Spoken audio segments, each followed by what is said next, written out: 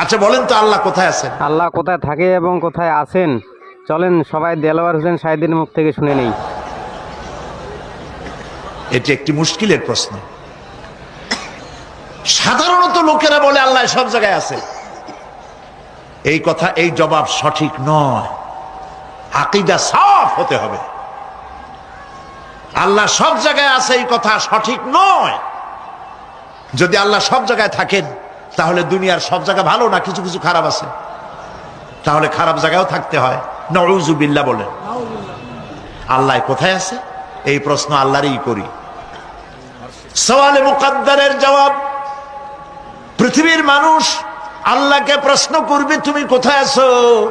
রব্বুল আলামিন প্রশ্ন করার আগে জবাব দিয়ে দিয়েছেন আর রাহমানু আলাল আরশি ইস্তাওয়া।